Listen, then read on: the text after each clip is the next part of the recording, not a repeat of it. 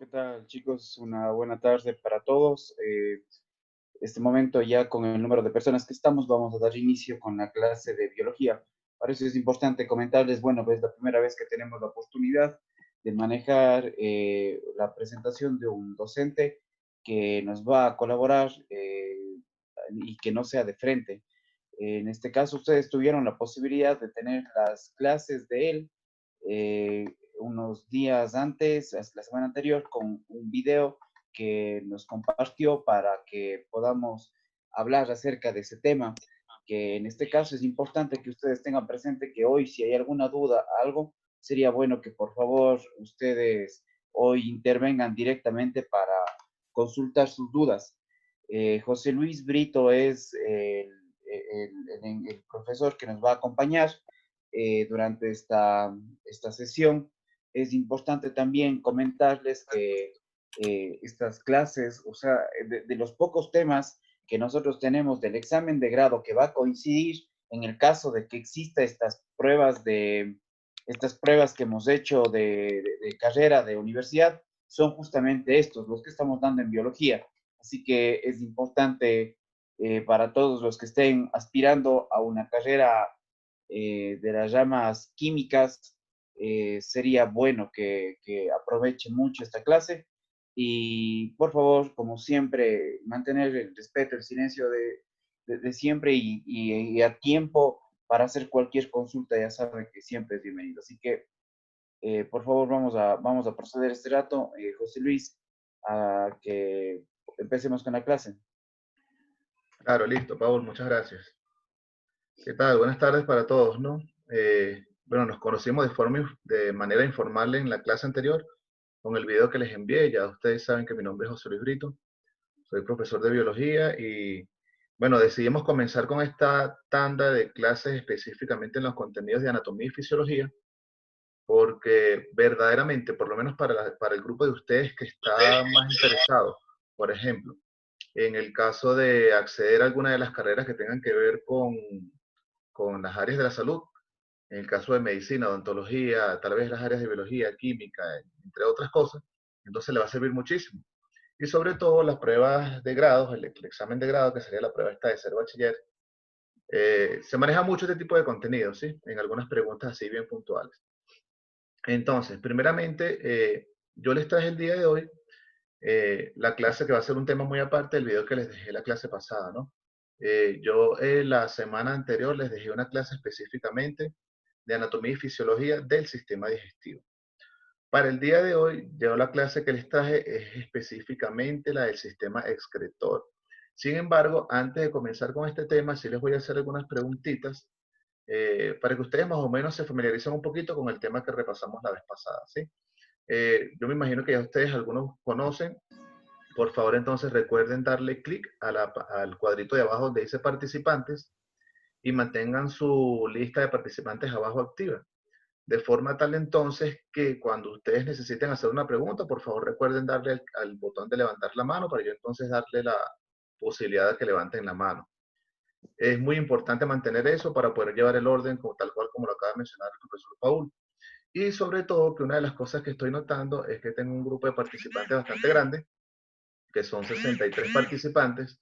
Entonces, en vista de esto, de que tenemos unos 63 participantes, vamos a considerar lo siguiente. Les voy a ir haciendo las preguntas, ¿sí? Les voy a dar unos 3, 4 segunditos para que ustedes piensen en la respuesta, pero respóndansela para ustedes mismos, ¿sí? De todas maneras, al final de cada pregunta, yo les voy a responder igual y les voy a dar la explicación del porqué de ciertas cosas. No es mucho, es algo simplemente como para hacer un cierre de la clase anterior. Pero sí, me interesa muchísimo ese particular, de que en vista de que son un número grande de estudiantes, va a ser imposible de repente que hagamos una interacción de como que levanto la mano, participo o no participamos, o para yo escucharles también. Entonces, lo ideal sería eso. Yo les voy a colocar a ustedes la pregunta, se toman unos 3 segunditos, así como que si estuviesen haciendo tal cual una trivia en Facebook o en su otra página de internet, y entonces yo les voy dando la respuesta una por una, ¿sí? Entonces, bueno, mientras tanto, yo les voy a colocar por aquí compartir la pantalla donde está específicamente la presentación entonces del tema de sistema excretor, que es el que vamos a comenzar nosotros a ver ahorita. Entonces, bueno, desde el punto de vista de la medicina, es súper importante tener en cuenta este tipo de contenidos porque, ¿por qué? Porque en el caso de cuando comencemos a manejar temas como esto, claro, yo les estoy tratando de hablar a ustedes con un nivel de complejidad bastante amplio.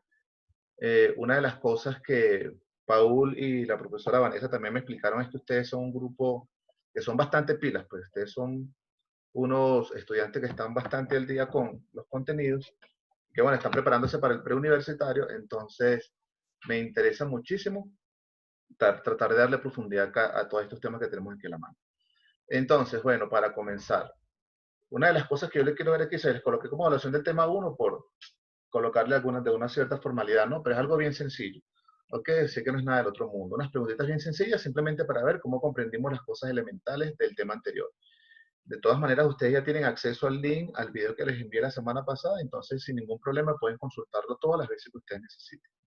Primeramente, nosotros trabajamos con sistema digestivo. Este sistema digestivo, nosotros hablamos básicamente al inicio, o yo les comenté al inicio, sobre que yo separaba el contenido en dos puntos. Uno era la digestión mecánica y la otra era la digestión química. Ahora, traten de recordar ustedes mismos un segundito, como les dije, tómense 5 segunditos para pensar. Existen 4 momentos o 4 etapas de esta digestión mecánica. Entonces, piensen un poquito en cuáles son.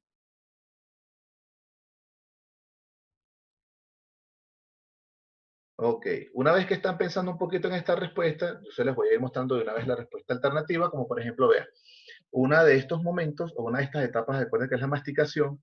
¿Por qué? Porque recuerden que en la masticación nosotros podemos entonces básicamente triturar los alimentos y sobre todo mezclarlos con la saliva para formar eso que nosotros conocemos como bolo alimenticio. Otro es el término deglución. Les coloco entre paréntesis el término tragar porque de alguna forma es la manera más común con la cual nosotros conocemos este término. Sin embargo, el término técnico y científico que se utiliza para la acción de tragar es deglución. O en este caso, yo les mencionaba a ustedes que el momento de la deglución comienza ya cuando la lengua, porque la misma lengua es la que empuja el bolo alimenticio hacia atrás, hacia la faringe. Entonces, una vez que se encuentra la faringe, se puede dirigir o puede descender por el esófago. Pero la deglución entonces sería, como quien dice, esa acción de tragar, ¿sí? Vamos con el tercer término o el tercer momento.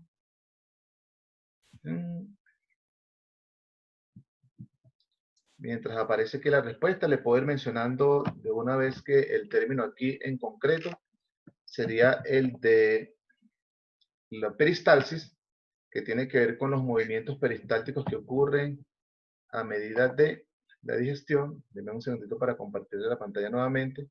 Tengo por aquí al compañero José Martín que me quiere hacer una pregunta.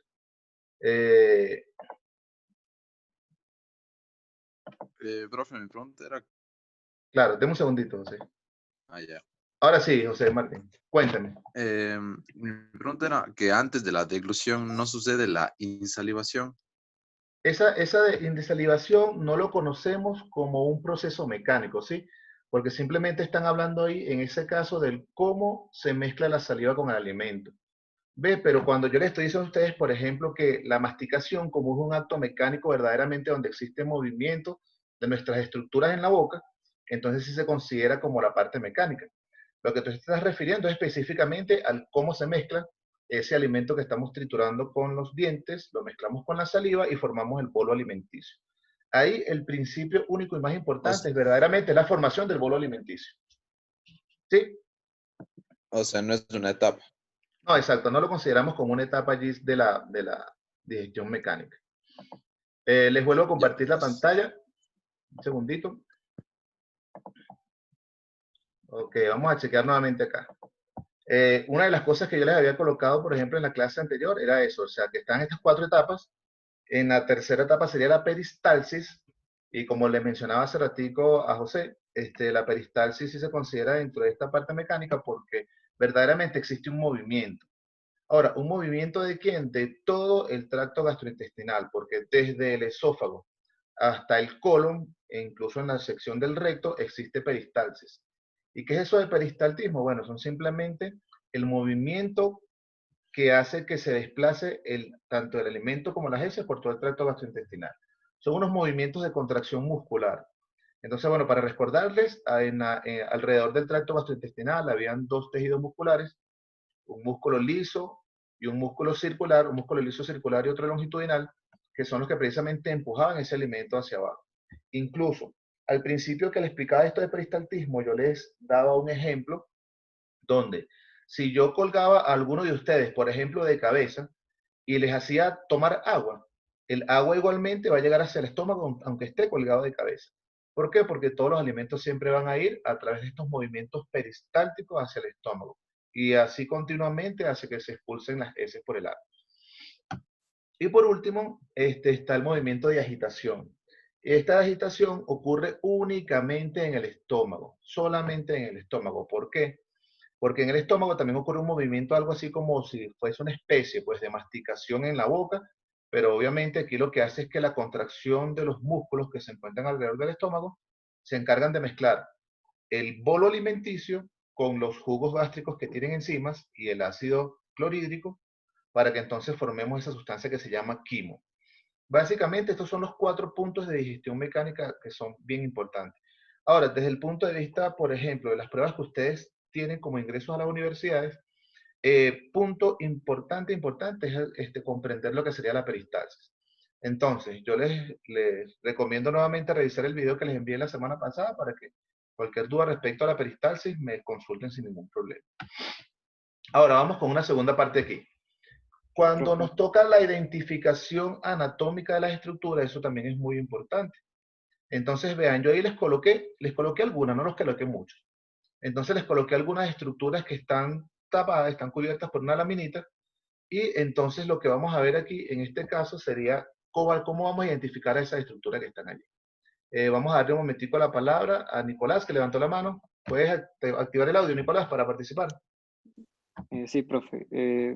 ¿Me puede repetir con qué se mezcla el bolo alimenticio en el estómago?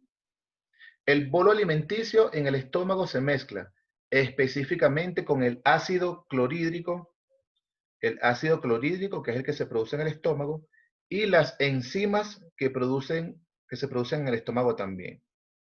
Esas enzimas son, por ejemplo, las proteasas, que son un tipo de enzimas que se producen allí y son las que se encargan de la digestión de las proteínas.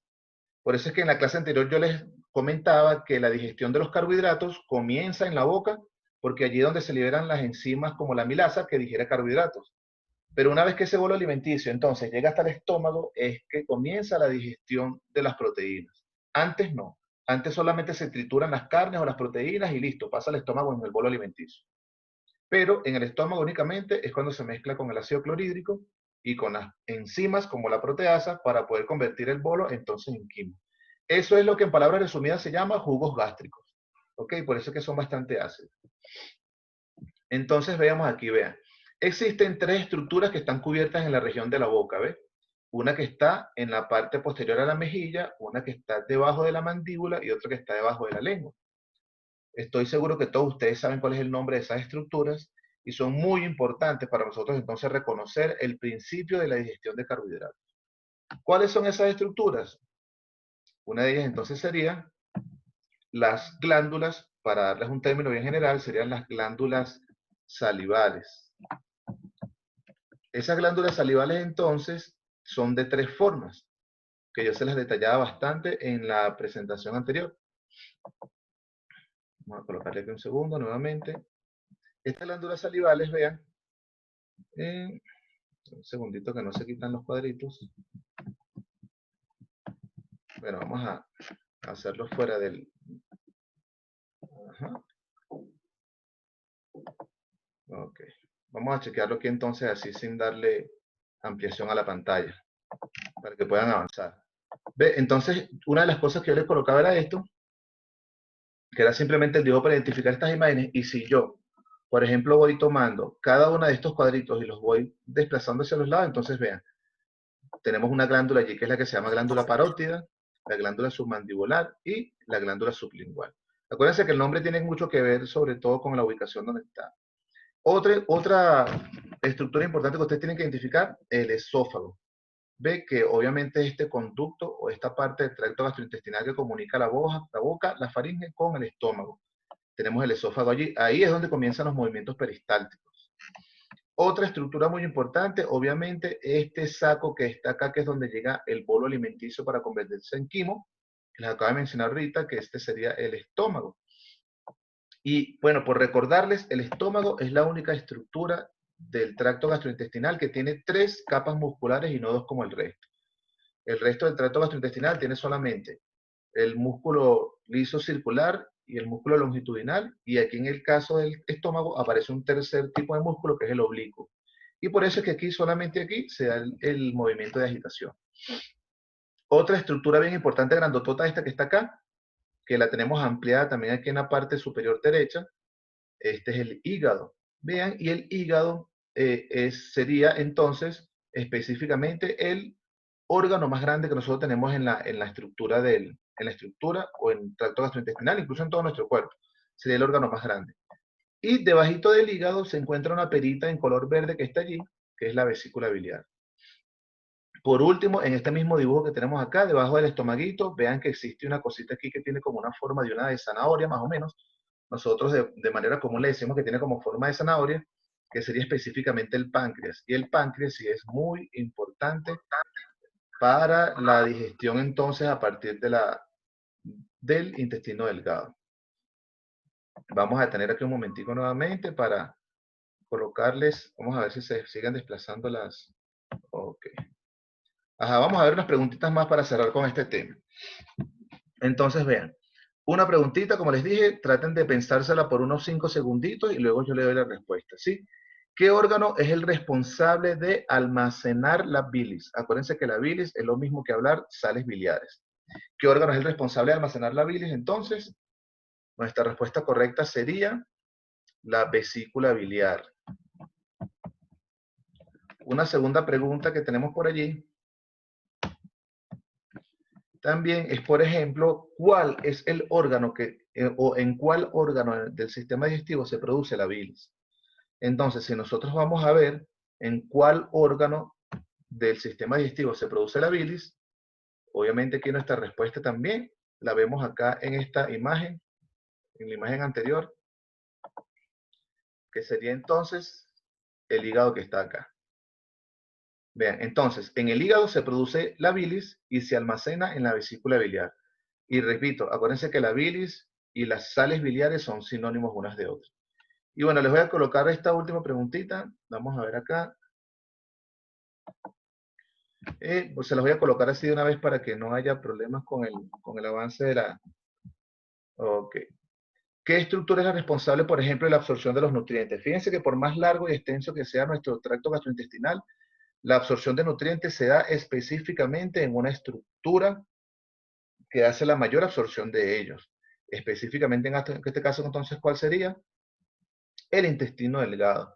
Y acuérdense que los múltiples pliegues y vellosidades que tienen el intestino delgado, gracias a eso es que se aumenta la superficie de contacto entre el intestino y los nutrientes y se puede dar la absorción de todos los nutrientes. Cuando hablo de absorción de todos los nutrientes, me refiero a la absorción de las biomoléculas orgánicas, ¿sí? ¿Cuáles son las biomoléculas? Aminoácidos, que es el monómero de las proteínas, los lípidos, específicamente ácidos grasos, son los que se absorben por aquí, y los monómeros de los carbohidratos, que son específicamente la glucosa o la fructosa. Pero recuerden que una de las funciones que tiene nuestro tracto gastrointestinal es hacer que las grandes moléculas se conviertan en moléculas muy chiquititas para que puedan ser absorbidas. ¿Y por dónde se absorben entonces? Por el intestino delgado. Otra, que es bien importante también. Mencione 4 enzimas responsables de la digestión de estas biomoléculas alimenticias. Las biomoléculas que le mencioné ahorita. Proteínas o péptidos también, lípidos y carbohidratos. ¿Cuáles son esas 4 enzimas entonces? Para que nosotros nos organicemos bien con este contenido, traten de tener la imagen mental siempre. Tienen que utilizar mucho la imaginación, donde, por ejemplo, bueno, nosotros comenzamos y nos metemos el alimento en la boca, entonces comenzamos, como quien dice, con la primera enzima, que es la que se produce en la boca, la amilasa. Pero la amilasa, acuérdense que se produce tanto en la saliva como en el páncreas. Por eso es que existe la amilasa salival y la amilasa pancreática. Ahí tenemos una enzima, la amilasa. ¿Qué digiere la amilasa? Carbohidratos. Carbohidratos tales como el almidón, que es un polisacárido. Número 2, proteasas. El mismo nombre me dice proteasas, quiere decir que digiere proteínas. Y aquí les coloqué entre paréntesis 2 ejemplos. Son simplemente ejemplos, ¿ok? Pero el término general para las enzimas que digieren proteínas son proteasas, como la pepsina y la tripsina. Existen otras también como la quimotripsina y unas cuantas más, pero básicamente el término general son proteasas. Las peptidasas, que son las que digieren péptidos, y acuérdense que los péptidos son cadenas cortas e individuales de proteínas, como quien dice de aminoácidos, perdón. Y por último, las lipasas, que como su mismo nombre lo indica, digieren lípidos. ¿Ve? Entonces hasta ahí tenemos como quien dice un repaso de los detalles más importantes. Yo les invito a ustedes de repente, bueno, ahorita en los últimos minutos de la clase de hoy, conversamos acerca precisamente de los repasos y cualquier posible evaluación. Yo les voy a buscar de manera más general, voy a tratar de buscarle algunos simuladores en web para que ustedes lo vayan analizando y realizando específicamente la parte de ciencia. Por último, y para recordar, esta imagen que está aquí es la imagen de una de las microvellosidades que se encuentra en el intestino delgado. Por aquí es por donde se da la absorción de nutrientes. Entonces, para recordar un poquito esta anatomía que está acá, el tubito que está en color azul, esto representa las venas o las vénulas. Este otro tubito que está aquí en color rojo representa las arterias o las arteriolas cuando ya se llega a un punto más chiquito. Y esto que está en color verde en el centro sería un vaso quilífero o quilífero linfático como se dice aquí. Porque es muy importante que ustedes reconozcan esta imagen por lo siguiente.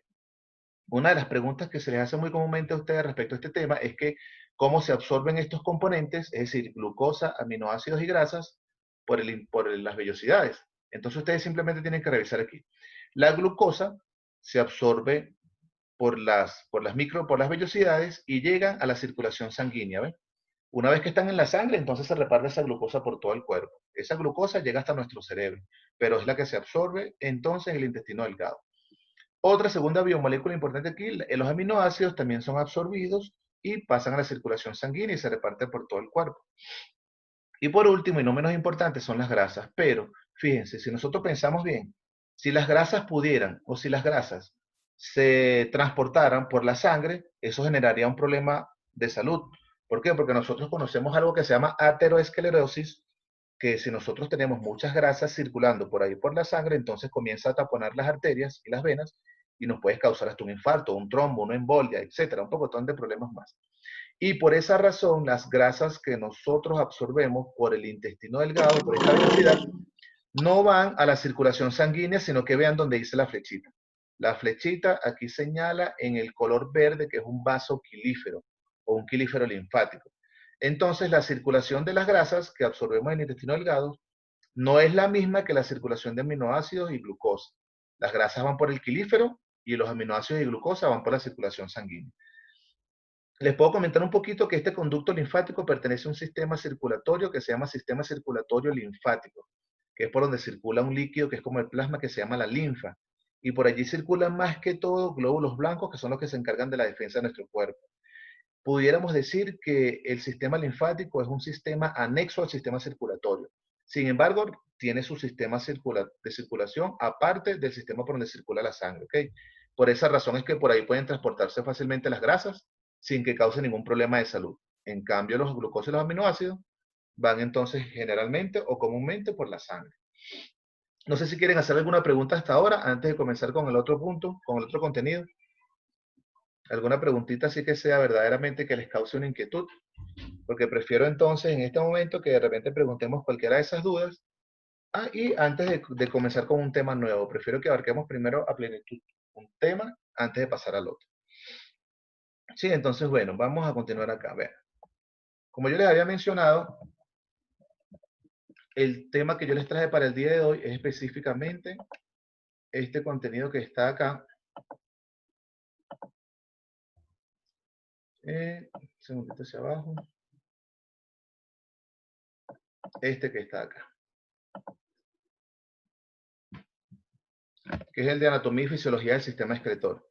Primero, le pongo anatomía y fisiología porque primero hay que conocer la anatomía y luego que consideremos entonces la anatomía, vamos a la parte de la fisiología, es decir, anatomía, cómo es, y fisiología, cómo funciona. Así son las cosas. cómo es y cómo funciona el sistema excretor. Ahora sí, mientras yo les voy explicando, les voy conversando sobre esto, pueden hacer muchas preguntas. Sobre todo aquellas preguntas que ustedes tengan que ver que de repente les inquiete un poco sobre la parte de salud o sobre temas sanitarios específicamente. Entonces pueden levantar la mano por ahí en la pantalla y yo les doy la palabra para que entonces expresen su inquietud. Entonces miren, allí tienen un corte de una vista anterior de la región abdominal. Esa sería como quien dice la anatomía macroscópica del sistema excretor. Esta es solamente una parte del sistema excretor, porque para que ustedes sepan, nuestra piel también funciona como parte de un sistema excretor. ¿Por qué nuestra piel? Porque acuérdense que por ahí nosotros sudamos y a medida que expulsamos el sudor por la piel, entonces también vamos expulsando toxinas, sales minerales que nos sobran y algunos que otros elementos por el sudor. Entonces, como estamos expulsando de nuestro cuerpo ciertas sustancias que son producto del metabolismo, por eso es que la piel también forma parte del sistema excretor. O es decir, es un tejido también excretor. Pero aquí básicamente entonces al sistema excretor que nos vamos a referir es al aparato urinario. Es decir, aquel que forma la orina y expulsa estos componentes de nuestro cuerpo.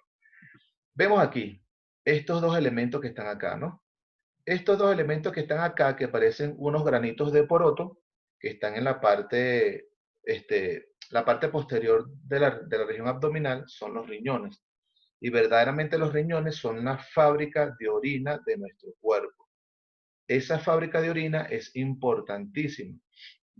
¿Por qué? Porque si no está funcionando, entonces no tenemos cómo liberar las toxinas de nuestro cuerpo. Y si esas toxinas se acumulan entonces en nuestro cuerpo, esto puede ser tan grave como hasta causarnos la muerte. Por eso es que aquellas personas que tienen problemas renales tienen que recurrir a una diálisis unas 2 veces por semana mínimo para entonces poder extraer esas toxinas del cuerpo. ¿Ves? Pero entonces, principalmente, repito, los riñones, que son estos elementos que están acá, y son los responsables de la fábrica de orina en nuestro cuerpo. ¿De dónde sacan esa orina? De la sangre. Porque ellos lo que hacen básicamente es filtran la sangre, extraen de la sangre todas aquellas cosas que son productos del metabolismo de nuestro cuerpo. La sangre se queda en la circulación sanguínea y esas toxinas van directamente entonces para ser expulsados por la orina. Otro detalle importante que vemos en esta imagen son estos dos conductos que están acá.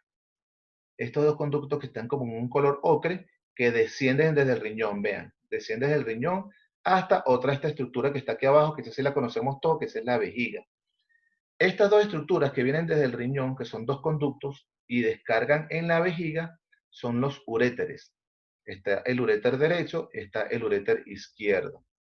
¿Ve? Estos dos uréteres llevan la orina hasta la vejiga y en la vejiga, una vez que se encuentra llena, es cuando nos dan así las ganas de orinar muy fuerte, que sentimos como que si cuando nos aprietan el abdomen tenemos ganas de ir al baño con mucha urgencia, específicamente a esa acción de orinar. El término técnico y científico que se utiliza para ello es miccionar, es la micción. ¿Ok? Entonces, por ejemplo, cuando usted va al médico, no, es que tengo algunos problemas como para orinar. El médico, bueno, ¿tiene problemas para miccionar? Sí, exacto, para expulsar el orina. A eso se refiere ese término. Y una vez que en la vejiga urinaria se encuentra llena de orina, se expulsa la orina por la uretra. Una de las cosas que tiene que estar muy pendiente es de no confundir el término uréter con el término uretra. Son dos términos muy diferentes y son estructuras diferentes. Entonces, uréter, el conducto que va desde los riñones hacia la vejiga, y uretra, el conducto que sale desde la vejiga hasta el meato urinario. Meato urinario es el orificio por donde se expulsa la orina, ya sea en el caso del aparato reproductor masculino que se encuentra en la punta del pene, que es el meato urinario, o en el caso de las chicas también que se encuentra unos pequeños milímetros más arriba de la vagina, que es por donde se encuentra el meato urinario, es por donde ellas orinan. Una de las cosas que van a ver en todas estas imágenes, chicos, que es importante que tomen en cuenta, es este mapa que está aquí abajo, a mano derecha. Ese mapa que está aquí abajo a mano derecha me dice cómo estoy viendo la imagen. Entonces, ese de superior, inferior, derecho e izquierdo. Entonces, esta imagen que nosotros estamos viendo aquí es como que si tuviésemos una persona parada frente a nosotros, a la cual le hemos extraído totalmente todo el sistema digestivo, y una vez que nosotros retiramos todo el sistema digestivo, es decir, estómago, hígado, intestinos, entonces podemos ver esta región que está acá. Por eso es que le digo, el aparato excretor urinario se ve hacia el fondo de la pared abdominal. Entonces es muy importante que tengan esto como guía, ¿sí? Este pequeño mapa o estas coordenadas para que ustedes sepan cómo estamos viendo el aparato excretor. Entonces, repito, esta es una vista anterior. Hasta ahora les he mencionado los riñones, uréteres o el uréter, la vejiga y la uretra. Más nada, porque estamos hablando del macro. Existe otra imagen que sí me gustaría que ustedes la vieran también para que sepan cómo están posicionados esos riñones específicamente en la parte como una vista superior o anterior. Denme un segundito para compartirles cuál es la imagen.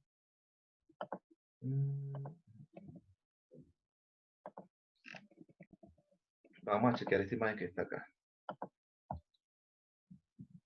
Ok, entonces vean, esa imagen que está allí es como que si yo hubiese agarrado una persona y le hubiese dado un corte a la mitad del cuerpo, o sea, por la parte de la cintura. Este tipo de corte se llama corte transversal. Vean, entonces aquí tenemos, como quien dice, la zona del tronco o el abdomen de la persona. Esto que está aquí vacío, aquí se supone que es donde se encuentra todo nuestro sistema digestivo. Aquí están los intestinos, el hígado, el estómago y todo eso. Y detrás de todo eso es que se encuentran los dos riñones, ¿ven? Uno de hecho a la izquierda, los dos riñones.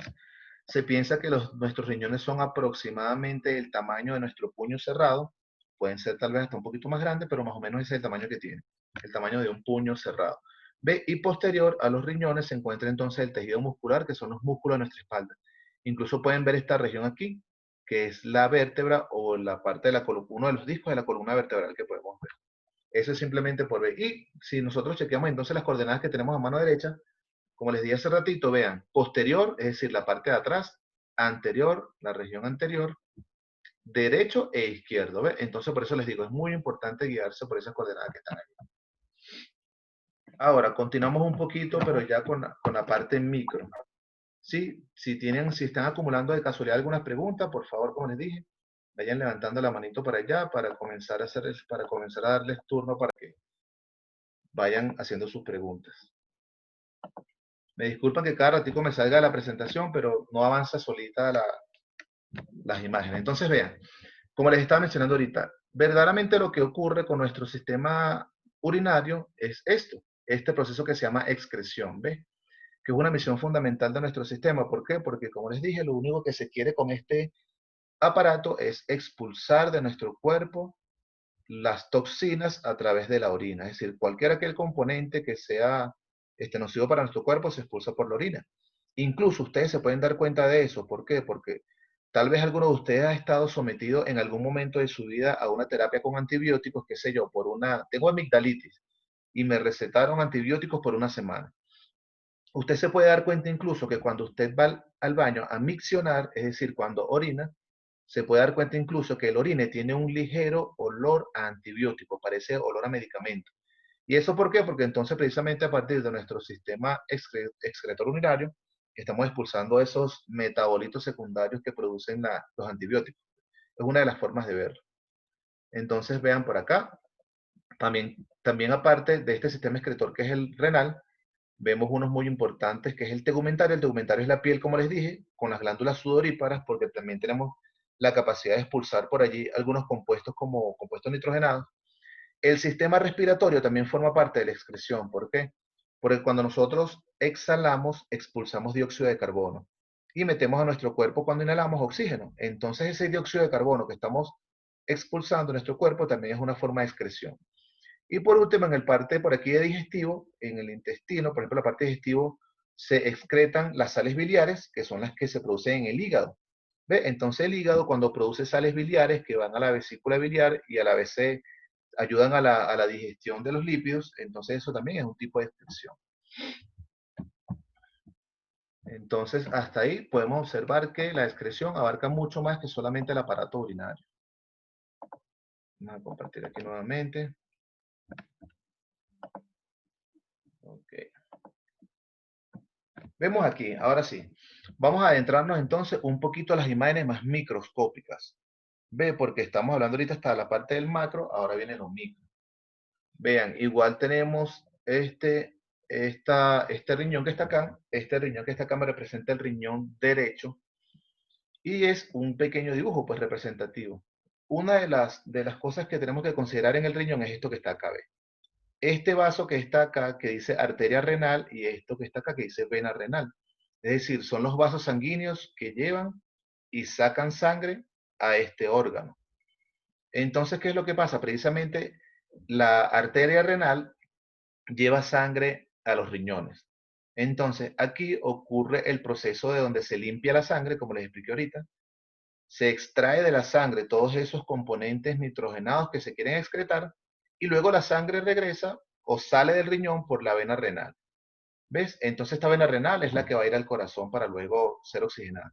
Pero es así, la sangre entra por la arteria, aquí ocurre la extracción de esos componentes nitrogenados y luego la sangre sale del riñón, ya limpia, por la vena renal. ¿Ve? Entonces, el riñón tiene muchas estructuras, así que podemos, por ejemplo, hablar de una médula y una corteza renal. Podemos hablar específicamente de una papila renal, que son estos triangulitos que están acá, y la pelvis, que son estos pocotón de conductos que están acá. Esta pelvis renal que yo veo aquí es donde se va a ir filtrando la orina, que una vez que filtra el riñón, es decir, una vez que el riñón va produciendo orina, la orina llega hasta este segmento que está acá, que es la pelvis renal, y entonces de la pelvis renal luego es que desciende por acá por el uréter que les mencioné ahorita. Entonces, bueno, por allí vi a Manuela que levantó la mano. ¿Quiere hacerme una pregunta, Manuela? Gracias. Que a través de la arteria entra la sangre, ¿no? Y de la vena sale. Exactamente, exacto, Así. amor. Por la Ah, arteria entra la sangre al riñón y por la vena renal sale la sangre al riñón.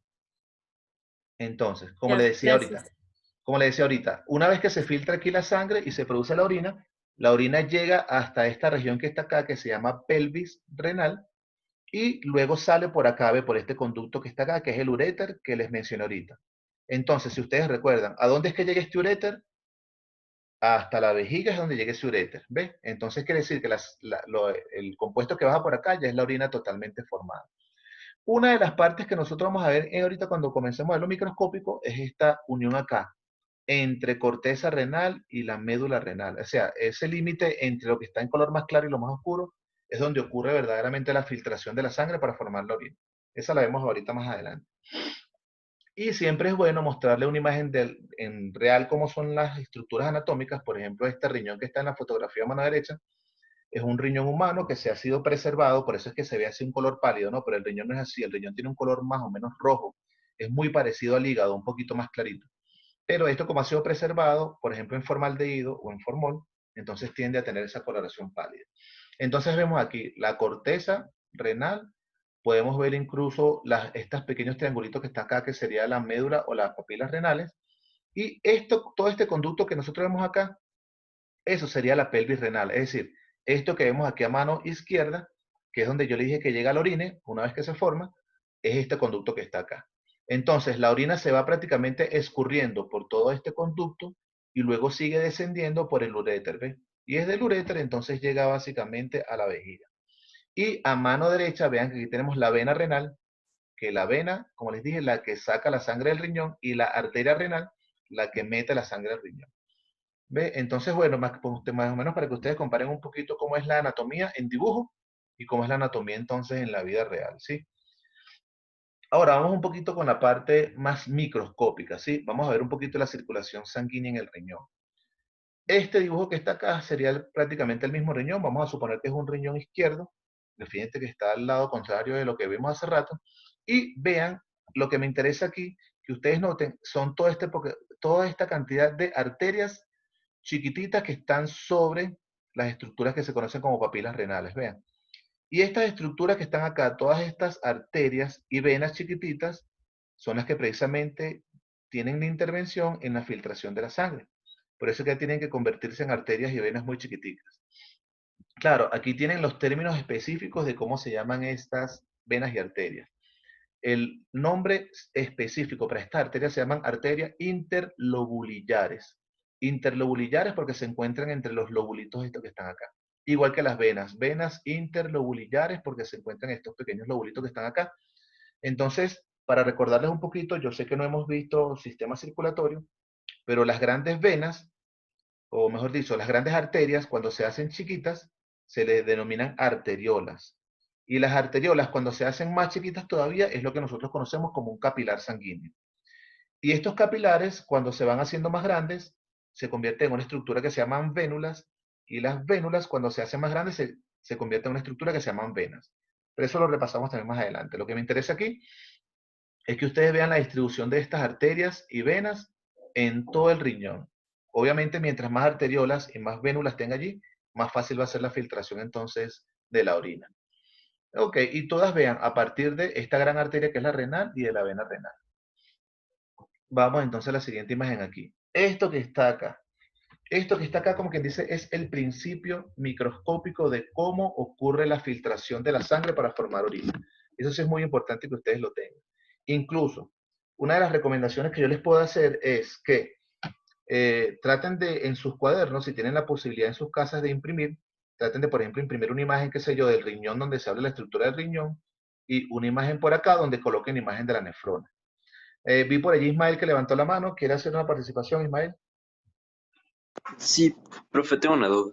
Cuéntame. ¿Qué es lo que sucede en el organismo cuando se hace un trasplante de riñón? O sea, ¿pueden haber consecuencias en la persona que dona? En la persona que dona, no. Lo que pasa es que te quedas funcionando prácticamente con una media máquina, ¿no? No va a tener ninguna consecuencia a la salud, pero obviamente las personas tienen que someterse a una dieta que sea baja en compuestos nitrogenados. ¿Por qué? Pero acuérdense que una de las cosas que yo les mencioné ahorita es que el aparato urinario como sistema excretor, uno de los productos que verdaderamente quiere liberar o quiere botar de nuestro cuerpo son los compuestos nitrogenados, como la urea, la creatinina. ¿Ves? Entonces la persona que dona un riñón o la que recibe un riñón también, porque la persona que está enferma renal también tiene que someterse a una dieta, tiene que eliminar de sus alimentos los compuestos nitrogenados. ¿Cuáles son los principales compuestos o los principales alimentos que tienen compuestos nitrogenados? Por ejemplo, las proteínas. Acuérdense que las proteínas están formadas por aminoácidos. Y ese término de aminoácido significa que tienen nitrógeno. Entonces, claro, tienes que minimizar para que de alguna forma le des menos trabajo a tu riñón, ya que estás trabajando con un solo riñón. Tienes que darle menos trabajo a tu riñón, comer una menor cantidad, o creo que casi que nula cantidad de compuestos nitrogenados, para que entonces el riñón que te queda trabaje eficientemente uno solito. Es como la persona que se queda con un solo pulmón, eso también es posible.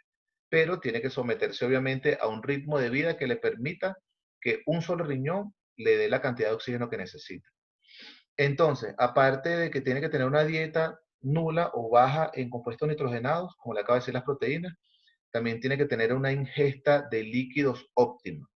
Es decir, no puedes tomar mucho líquido tampoco porque tu riñón no tiene la capacidad de filtrar tanto líquido, porque tienes uno solito. Entonces tienes que tomar una cantidad de agua moderada y justa. Incluso el médico te dice, bueno, ese cuento que nosotros escuchamos siempre que dice, no, tienes que tomarte 8 vasos de agua diaria para la persona que tiene problemas renales, eso no aplica. Igual que para las personas que son hipertensas, para la persona que dona un riñón, nada de eso aplica. La cantidad máxima que se les recomienda, creo, de tomar de vasos al día, creo que son 4 vasitos al día, de unos 200 cc cada uno, es decir, ni siquiera 1 litro de agua. El otro poquito de agua lo puedes obtener a partir de los mismos alimentos, pero es muy limitada la adquisición de agua y sobre todo de compuestos nitrogenados para ello. Pero, como te acabo de decir, la persona puede vivir sin ningún problema con un solo riñón. Solamente que estás trabajando, como quien dice, a media máquina, entonces nosotros a través de nuestra dieta tenemos que facilitarles el trabajo a esa media máquina que nos queda. Entonces, bueno, como les decía antes de la participación de Ismael, era que yo les puedo recomendar a ustedes que traten de ir pegando dibujos como este. O sea, traten, si tienen la posibilidad de imprimirlos o si quieren pasar el tiempo también, invertir un poquito el tiempo dibujando, lo hagan. Pero son cosas que son importantes para sus repasos. Una de las cosas que ustedes van a ver aquí en todas las presentaciones que yo les voy a poner es que yo les hablo mucho mientras les muestro imágenes. Yo aquí no le coloco prácticamente un nulo de conceptos. Es prácticamente nulo. Entonces, de todas maneras, la presentación les queda grabada por si ustedes quieren repasar nuevamente el contenido, pero mi clase consiste en mostrarle imágenes y explicarle. Eso es la base de todo. Entonces les decía, esta estructura que está acá, que se conoce como nefrona, es la unidad funcional del riñón. Aquí es donde ocurre toda esa magia. Es decir, donde se filtra la sangre y donde se produce la orina. ¿Ve? Entonces aquí ocurre el filtrado de sangre, mejor dicho, purificación de sangre y producción de orina, en esta estructura que está acá. Entonces, repito, esta nefrona es la unidad funcional básica del riñón. Y esta nefrona que está acá se encuentra en estos segmentos que están aquí, el que les mencioné ahorita. Por eso que les digo, la parte micro, donde se encuentran ese pocotón de arterias y venas interlobulillares, esa sección que está ahí, ahí es donde se encuentran estas nefronas. ¿Ve? Incluso lean aquí abajito donde está el nombre de la arteria y de la vena. ¿Vean? Dicen arteria y vena interlobulillares. ¿Ve? Arterias y venas asiformes. Es decir, están las arterias que están mencionadas en este dibujo anteriormente. Entonces, para que ustedes vayan relacionando un poquito. Aquí están las nefronas, o aquí se deberían ubicar estas nefronas, y desde el punto de vista microscópico se ve así. Hay millones de estas nefronas en nuestros riñones. Ahora, por último, una vez que se produce la orina en el riñón, acuérdense que la orina llega hasta la pelvis renal que les mencioné ahorita, y desde la pelvis descienden por los uréteres, o por el uréter, que es este conducto que está acá. Este uréter va soltando la orina aquí, en estos orificios. Un pequeño orificio que está acá. Y estos orificios se denominan orificio del uréter, así técnicamente tal cual, que es por donde sale la orina y va llenando la vejiga. Ahora, esta vejiga, una vez que se va llenando mucho, entonces comienza a estimular las ganas de miccionar y por eso es que entonces nos dan las ganas de ir al baño. Y una vez que está llenita, se expulsa la orina por acá, por este conducto que es el uréter. La uretra, perdón. Esta es la uretra. Entonces, como les dije, cuidado con confundir el término uréter con el término uretra. Aquí la tenemos allá. Y existen unas cosas bien importantes que son estas glándulas bulbouretrales que se leen aquí abajo. Aquí al final dice glándulas bulbouretrales. Son dos pelotitas que están alrededor de la uretra. Estas glándulas bulbouretrales son las que contienen las ganas de orinar. Es decir, cuando usted tiene ganas de orinar o tiene ganas de miccionar porque resulta que tiene la vejiga llena de líquido, estas glandulitas que están acá se contraen y apretan duro la uretra para que no se le salga la orina. ¿Ve? Entonces, obviamente, por eso es que no sale la orina. Son de alguna forma una válvula que regula la salida de orina desde la vejiga. Estas glándulas bulbouretrales. Y, obviamente, en el caso del hombre, las glándulas bulbouretrales son unas y en el caso de la mujer son otras. Porque, obviamente, como la uretra se encuentra ya en parte del aparato reproductor, entonces la ubicación de estas glándulas es diferente. Sí, entonces se las voy a mostrar ahorita incluso por acá en esta imagen que está acá, vean. En el caso, como les decía, esto que tenemos a mano izquierda sería el aparato reproductor femenino, ¿no? Esto que está aquí, esta bolsita, esta sería la vejiga. Y vean que la vejiga, entonces, vean el uréter, aquí está el riñón, filtra la orina, desciende la orina por el uréter, llega hasta la vejiga y desde la vejiga entonces se expulsa por este pequeño uretra. Obviamente en el caso de la mujer la uretra es bien cortita y se expulsa por el meato urinario, que es un orificio que se encuentra un poquito más arriba de la vagina. ¿Sí? Entonces vean, por aquí está el conducto vaginal y por acá está el conducto del meato urinario de las mujeres, son totalmente diferentes. Y una de las cosas que podemos ver aquí, en el caso de las chicas, que resulta bien importante, seguramente todos nosotros hemos escuchado desde el por qué cuando están embarazadas les dan muchas ganas de orinar, o sea, tienen ganas de orinar a cada rato, todo el tiempo, a cada 20, 30 minutos. Y eso ocurre porque precisamente no hay mucho espacio en la vejiga que llenar de orina. Vean, vamos a ver la ubicación aquí. Aquí está la vejiga. Y en la parte de atrás, esto que está acá, este es el útero. Entonces, claro, si usted tiene un mes o 2 meses de embarazo, el útero todavía se mantiene chiquitito y no hay mucha compresión de la vejiga.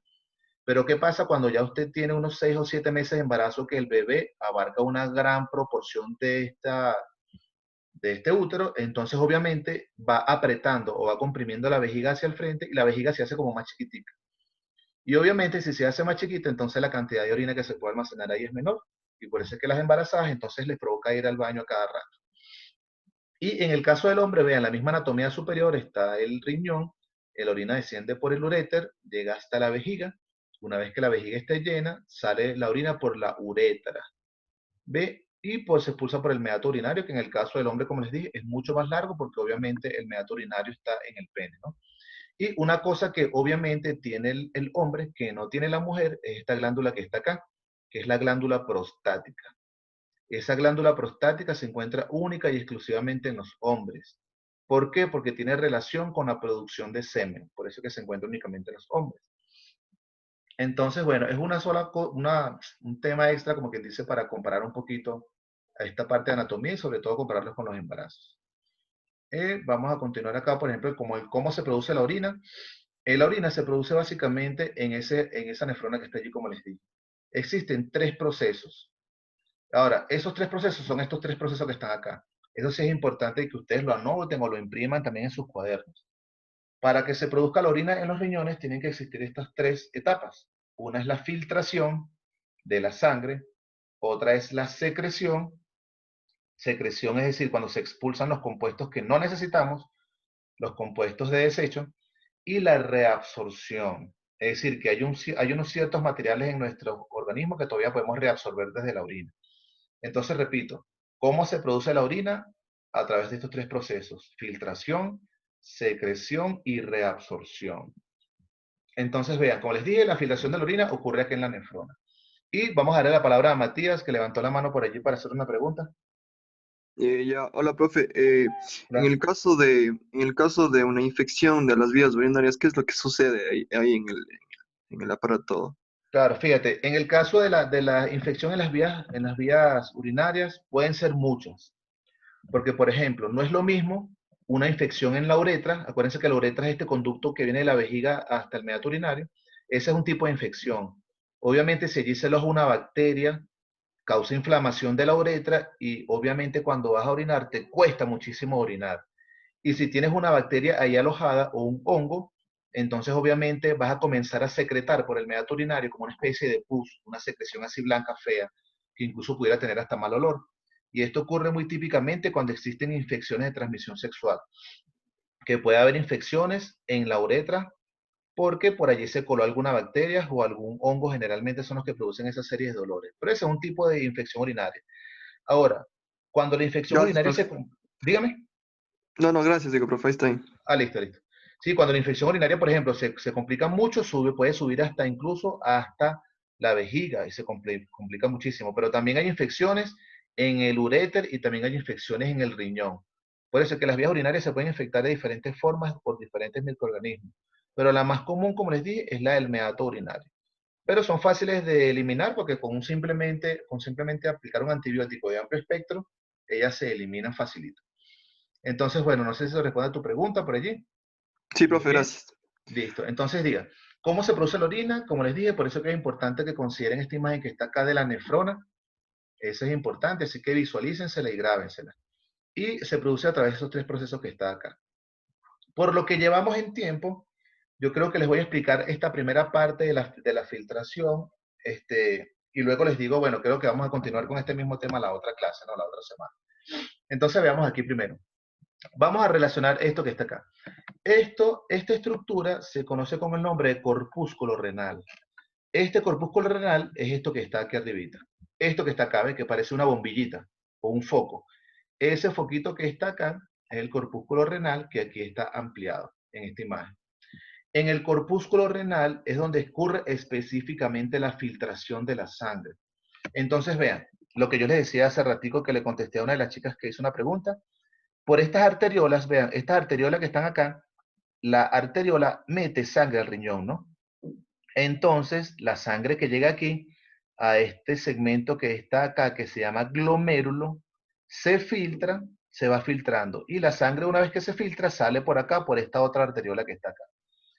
Entonces, repito, la sangre entra por esta arteriola, que se llama arteriola aferente, llega a este glomérulo, que es donde se va a filtrar la sangre, y la sangre ya limpia, cuando ya está purificada, sale por aquí, por la arteriola eferente. ¿Ves? Pero ya la sangre que sale por aquí ya está purificada. Entonces, lo que se produce aquí cuando se filtra, esto se filtra porque parece un tamiz, como que si fuese un colador. Hay muchos orificios chiquititos, así microscópicos, por donde salen los compuestos de la orina, por acá, ¿ves? Por eso es que la flechita me indica, por ejemplo, que la orina comienza a producirse acá. Desde la sangre se libera el líquido hacia este espacio que está acá, que se llama cápsula de Bowman, como tienen el nombre aquí abajo. Entonces, repito, todo esto que se conocemos como corpúsculo renal es donde ocurre la filtración. La sangre entra por la arteriola aferente, llega hasta el glomérulo. En el glomérulo se filtra la sangre saliendo los compuestos nitrogenados e incluso plasma por unos pequeños orificios que se encuentran en todo el glomérulo esa primera orina que se forma llega a este espacio que está acá, que se llama cápsula de Bowman, y la sangre que ya está limpia regresa por acá, por la arteriola eferente. Bueno, está casi que parcialmente limpia, está como un 90-95% ya limpia de pureza ya. Y entonces vean que la orina que llega aquí, la primera orina que se forma, llega y desciende por este tubo que está acá, que se llama túbulo contorneado proximal. No hace falta aprenderse todos los nombres técnicos de todo ello, pero por lo menos en el caso de glomérulo, que es donde llega la sangre y se filtra, y cápsula de Bowman, que es donde se recoge las primeras muestras de orina, eso sí es importante que lo tengan en cuenta. Entonces vean, aquí tienen una imagen más macro. Aquí en esta imagen también se las puedo recomendar de que la impriman y la pegan en sus cuadernos, porque en esta imagen ocurren los tres procesos: el de filtración, el de secreción y el de reabsorción. Entonces vean, esos procesos están aquí marcados con flechitas de diferentes colores: filtración en verde, secreción en color morado y reabsorción en azul. Entonces, si nosotros comenzamos a localizar todas estas flechitas por aquí, podemos ver básicamente dónde ocurre cada cosa. Entonces, miren acá. Aquí el dibujo está un poquito más sencillo incluso, vean. Esta arteria que está acá es la arteriola aferente que les mencioné en este dibujo. Vean, esta que está acá. Esa que está allí es esa misma arteriola aferente. Por aquí entra la sangre al glomérulo, que es todo este pocotón de cositas que tenemos aquí. Y como en el glomérulo hay millones y millones de orificios microscópicos, por ahí salen la primera orina que se forma. Por eso es que aquí ocurre el proceso de filtración. Solamente la filtración ocurre aquí, más nada. Y la sangre, una vez que ya está bastante purificada, sale otra vez por acá, por esta arteriola que se llama arteriola eferente. ¿Sí? Otra cosa que vemos acá. Estas flechitas que están en color azul, vean que dice reabsorción. ¿Por qué reabsorción? Porque, por ejemplo, si yo no he tomado agua durante todo el día, tengo poca cantidad de este vital líquido en mi cuerpo, entonces yo necesito reabsorberlo. Porque si yo comienzo a orinar mucho y no estoy tomando agua, entonces eso me va a deshidratar y puedo causar hasta la muerte, un infarto fácilmente. Por eso es que aquí, en esta sección, ocurre reabsorción de H2O, aquí dice reabsorción de agua. ¿Y cómo se reabsorbe el agua? Sale desde este tubo colector o el túbulo colector, que sale el agua y se mete otra vez en la sangre. Por eso es que estos túbulos que están aquí, este tubo como este tubo colector, están rodeados de muchos capilares todavía. Entonces, el proceso de filtración, aquí en el glomérulo, entre el glomérulo y la cápsula de Bowman, aquí se formó los primeros rastros de orina y van descendiendo por aquí, por este túbulo colector. Pero si mi cuerpo necesita más agua, entonces voy a comenzar a absorber agua de aquí para meterlo otra vez a la sangre, porque no me puedo quedar sin agua. Es una manera de que mi cuerpo me defienda ante cualquier cambio brusco que ocurra en el entorno. Ahora, si yo estoy tomando mucho líquido, como por ejemplo, no sé, se me ocurre, me estoy tomando unas 3 cervezas, eso es meterle mucho líquido a mi organismo, entonces por aquí no necesito reabsorber mucha agua porque estoy tomando mucho líquido. Entonces aquí la reabsorción va a ser mínima, porque no necesito, como les dije, reabsorber mucha agua. La reabsorción de agua ocurre en mayores cantidades si mi cuerpo la necesita. Si no la necesita, entonces una de las cosas, entonces, por aquí ocurre la reabsorción, vean, como les dije, por aquí también está reabsorción de agua, vean, y este ion que está acá, que es potasio, y también así como ocurre la reabsorción de sodio.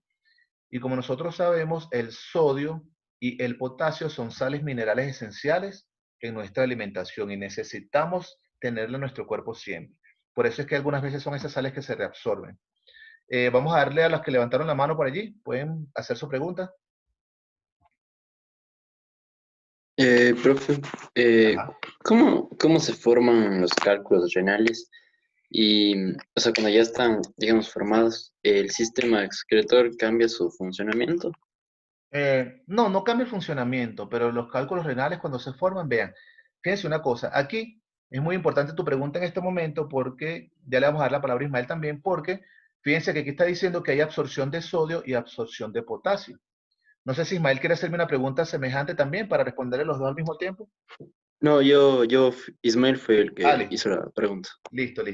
Entonces vean, aquí, como les dije, hay reabsorción de sodio y reabsorción de potasio. Son sales, ¿ves? Son sales. Y nosotros sabemos cómo son las sales cuando se secan. ¿Qué pasa con la sal que utilizan en la cocina? Son cristales.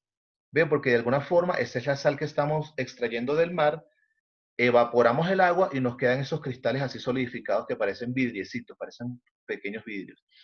Entonces, ¿qué pasa? si nosotros estamos consumiendo sodio, potasio y calcio en exceso, esas sales no van a poder ser absorbidas totalmente hacia la sangre otra vez, sino que ellas van a descender por aquí, por el tubo. Adivinen dónde terminan este tubo que está acá. Este tubo que está acá, que está en color amarillo, va a terminar en la pelvis renal y de la pelvis a la uretra. Entonces, esas sales van a comenzar a acumularse allí. Y a medida que se vayan acumulando y acumulando, entonces van a comenzar a formar cristales, que es lo que se conoce como cálculo o piedra en los riñones. Entonces, vean, como les decía, estas sales tienen que descender por aquí. Unas van a ser absorbidas a la sangre, pero si consumimos en exceso, ellas van a descender por acá por la orina. Y vean dónde se va a acumular. Les voy a regresar un momentico la imagen para que vean. Ajá, en esta imagen que está acá. Vean, si estoy entonces filtrando mucho sodio, mucho potasio, así como calcio e incluso hasta cloro, esas sales se van a comenzar a acumular aquí, en la puntita de este pequeño corpúsculo que está acá. Entonces, en esta pirámide renal comienza a formarse una piedra, una calcificación, tal cual como la sal que vemos en casa. Lo que pasa es que incluso se forman piedras más grandes porque ellas se van solidificando una sobre otra. Y hay un momento en los cuales ese cálculo renal puede obstruir estas vías que están acá.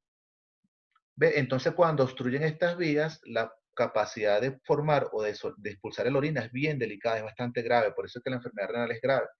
Pero es mucho peor todavía cuando se desprende un pedacito de cristal de acá, de cristal de estas sales, y desciende por el uréter. Obviamente, una vez que se expulse por el uréter, esa va a llegar a la vejiga y ese cristal va a ser expulsado por el meato urinario. Pero por eso es que cuando las personas que sufren de cálculo renal, cuando orinan, les da muchísimo dolor. ¿Por qué? Porque obviamente usted está orinando prácticamente vidrio, está orinando hojillas, está orinando una gilet por ahí por la uretra. Y por eso es que a veces cuando la persona orina, que expulsa esos pequeños cálculos, entonces puede hasta sangrar incluso. Porque una vez que vaya sangrando, entonces ella va a simplemente va a ir cortando todas esas estructuras que están allí. Y entonces eso es lo que produce básicamente un cálculo renal. Voy a nuevamente detenerme por acá. Okay, aquí está. ¿Ve? Entonces se acumula el cálculo aquí. El riñón sigue filtrando y sigue filtrando. Él sí va a seguir filtrando. Pero si se obstruye una de estas salidas de la orina de acá, entonces va a comenzar a complicar esto aquí arriba, que es la pirámide renal. Entonces el riñón se inflama, va a comenzar a sufrir de infecciones y un pocotón de cosas más. Pero por eso es que depende de la gravedad del asunto, le pueden mandar simplemente a tomar medicamentos para disolver los cristales y que lo expulse durante la orina, que es el proceso más doloroso del mundo, o también pueden simplemente hacer una operación donde abran incluso el riñón y extraigan los cálculos renales que se encuentran allí. Pero los riñones, la función del riñón va a seguir, pero esa producción de cálculos renales, como preguntabas ahorita, depende mucho de la dieta. Específicamente la dieta de qué? De sales minerales como sodio, potasio, cloro y calcio. Entonces, bueno, para finalizar por aquí, les puedo hablar acerca del proceso de secreción que se ve en esta misma imagen. Por eso que le digo que esta imagen lo resume todo. Vean que la secreción me dice que es la expulsión de los compuestos nitrogenados. Buscamos las flechitas en color morado por acá. Vean. ¿Qué se expulsa por acá? Un compuesto nitrogenado. Esto es amoníaco o amonio, una sal de amonio. ¿Qué se expulsa por acá? Más amonio también e incluso hidrógeno. Entonces, estas sales de amonio, que por ejemplo son, como les dije, la urea, la creatinina, son esas las que van a formar entonces la orina. Lo que el cuerpo necesita expulsar a través del aparato excretor urinario son estos compuestos nitrogenados que están acá. Eso es lo más importante de eliminar. Si no cuidamos la dieta de estas sales minerales que están acá, van a comenzar a acumularse en el riñón y pueden formar incluso cálculos en los riñones, como les comenté ahorita. Y un cálculo en el riñón es bastante doloroso, sobre todo si los cristales o las piedras que se están formando son muy gruesas. Así que tenemos que cuidar mucho la dieta, sobre todo ella. Y una cosa importante de la dieta que hay que cuidar es el consumo de lácteos. El lácteo es muy importante porque está muy cargado de sodio y de calcio, entonces esas son una de las primeras sales que se solidifican en los riñones, ¿sí?